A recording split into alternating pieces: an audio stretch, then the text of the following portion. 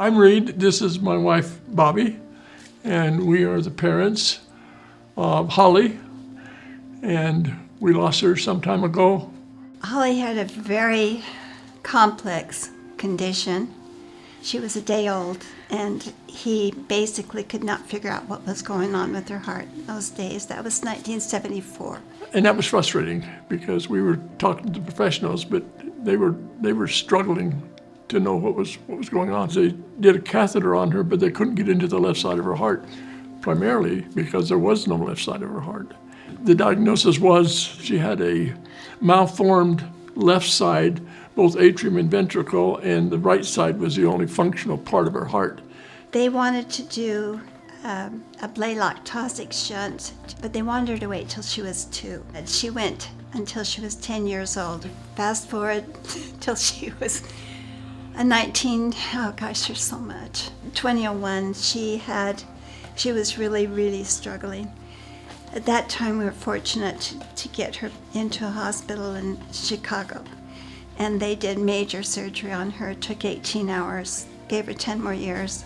Oh, well, the first time we heard about transplant, it was, of course, exciting to us, but they delayed it because of the anatomy of her heart and, more importantly, the anatomy of the veins coming to and leading from the heart.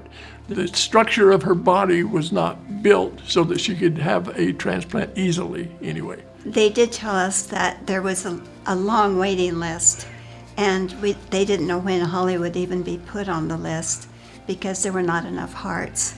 But at that time also, they had waited so long to talk about a transplant that her other organs were failing. They'd waited too long. Should have happened years earlier. It was a journey to be rejected and rejected and rejected. Primary evaluated her at the University of Utah, IMC, Chicago, Stanford, and finally the Mayo Clinic all rejected her. We've received letters from some of these facilities during the denial, and it was risk was the issue.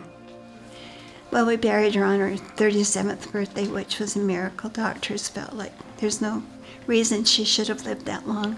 Knowing what we know now, we would have probably asked for a transplant earlier.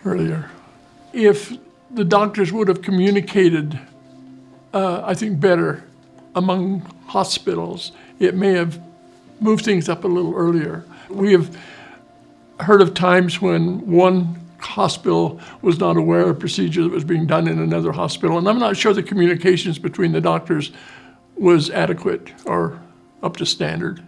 I'm sure responsibility was a part of it. They didn't want to fail.